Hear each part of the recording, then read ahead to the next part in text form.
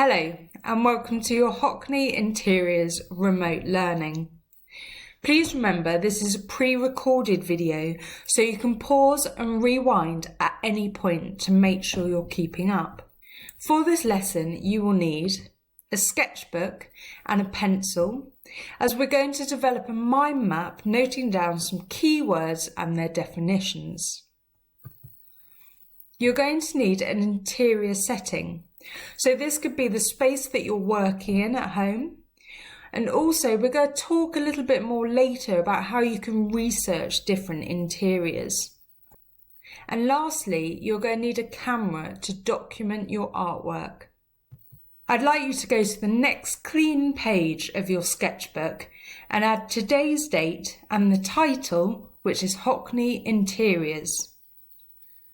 We're then going to start developing our mind map. So to start with, I would like you to think about what is an interior. So I want you to write a short sentence defining what an interior is. Then thinking about your definition, I'd like you to write some examples of where you might find an interior and what an interior is. You can pause this video whilst you complete that activity. So what did you have down on your mind map? The definition of an interior is an area situated inside of somewhere or something. As a reminder, I've underlined in within interior so that you can remember that it is this area situated inside of somewhere. So it's not an outside space, it's somewhere within another space.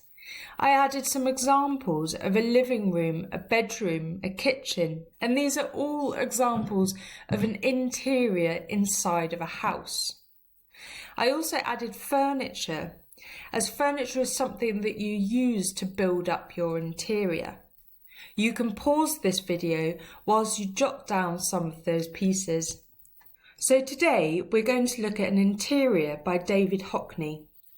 This artwork here, titled Pembroke Studio Interior, was completed by Hockney in 1984. What can you see in this picture?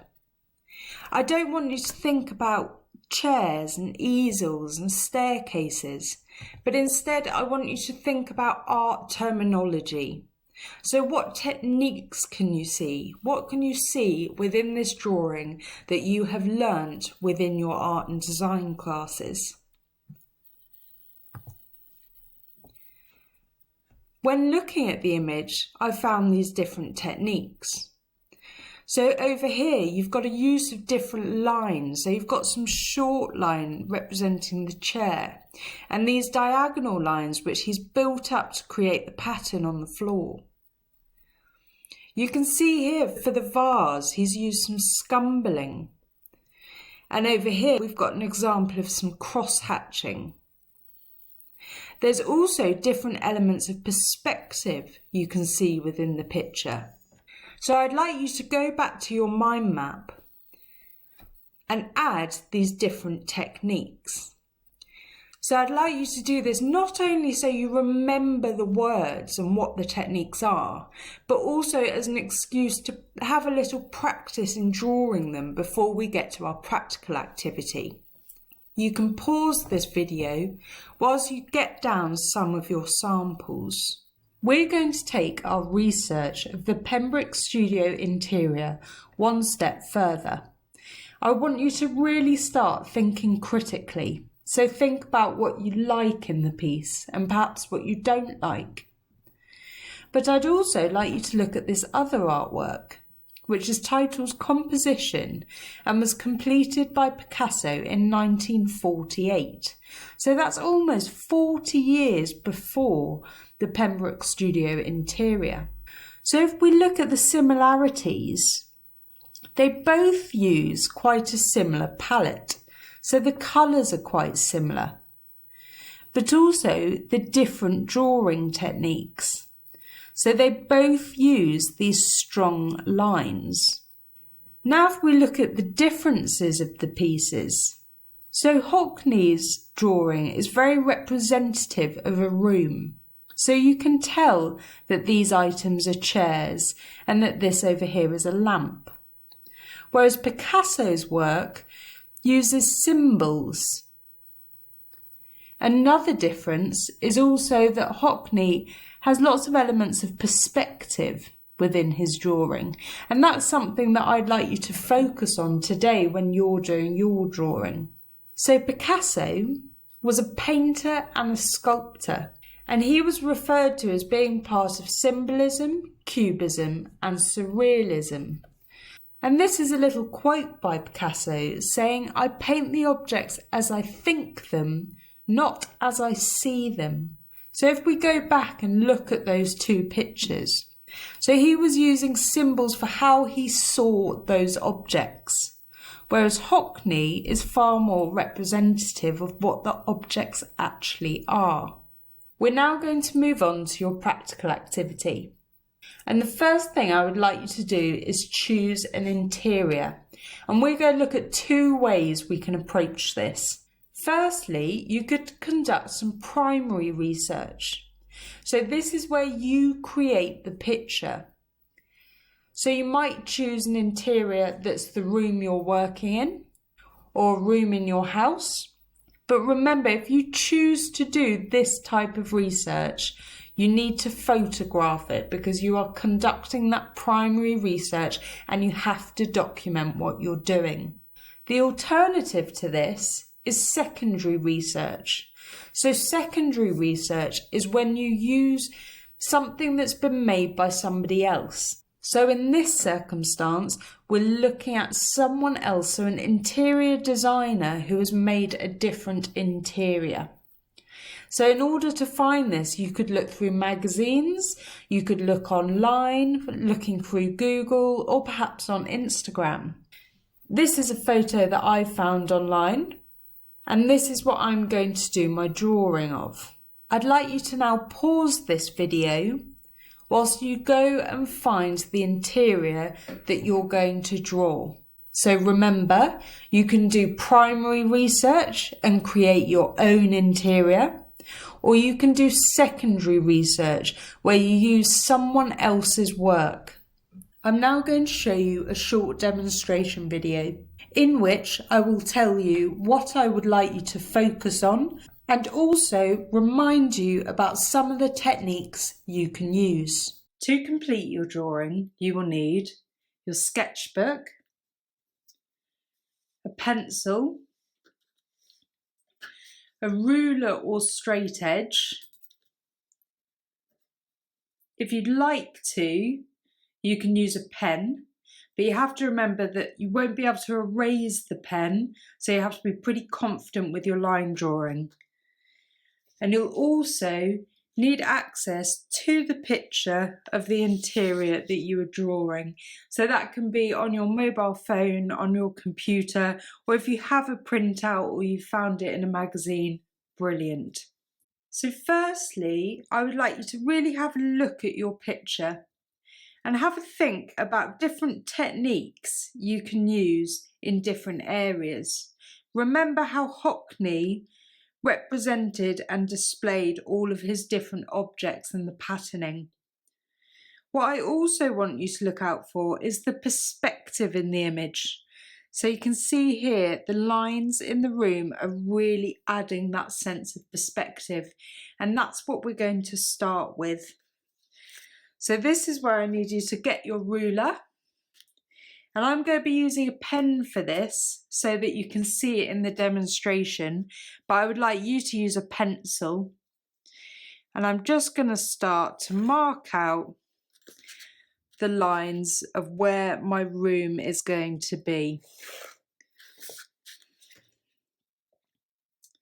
So because this is pencil, remember you'll be able to go over it. I'm just using pen for the sake of the video. Once you've got your back wall, you can then add those perspective lines. So these lines here, okay? So we're going to add in some lines, and that's really going to bring our room to life. So you'll start to get an understanding that it's a 3D space. And you can see already you've got that feeling of the room moving back. So then I want you to look at your picture more and remember how Hockney displayed all of his images. So it wasn't life for like, he was free with his drawing. And also, I can move these different parts around. So if I start with the sofa, and I'm going to be confident with my line, I'm going to start with this piece here, doing that circle, and adding again that sense of perspective. I can then come down and do the base of my sofa. So remembering again, it's a 3D object. So you've got this essence of perspective, and you can start to add your cushions. So look at your cushions and see the shape. So it may not be cushions, you might have plants or a chair, and I want you to focus on the shapes. When you start adding these shapes, you can think about your technique.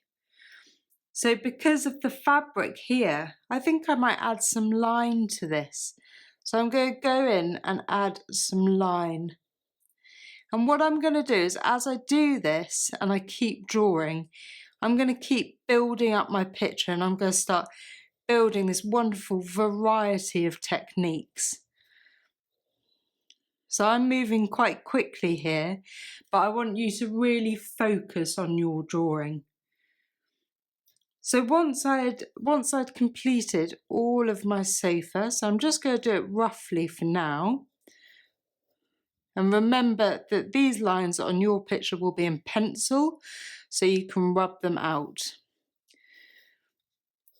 So I'd have some more line here, and then I'd want to introduce some more pattern. But I think I might move this cactus over to the back. So I'm looking at the shape. I'm drawing the shape out and then thinking about different patterns and techniques I can use to represent these different objects. So on the cactus, we've got all these spikes here. So I think I might just represent that by adding some dots. So this is obviously a very rough, quick demo, but when you're doing it, I want you to really look at the picture and really think about how you can represent all the different textures. So this is the picture that I completed earlier, which is from the same interior. But you can see that I've moved around different objects.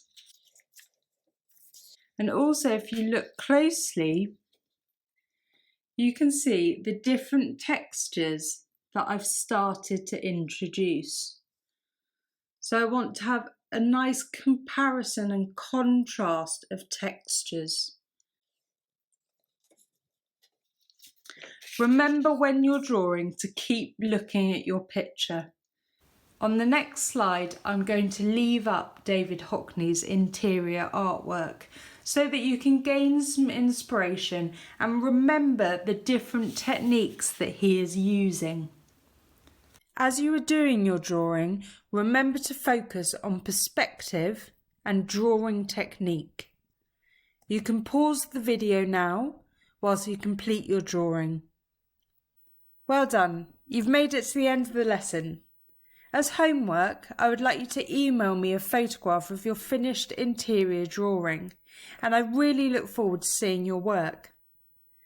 As an extension activity, you can use the link below to Tate Paint, where you can create a digital interior drawing inspired by David Hockney.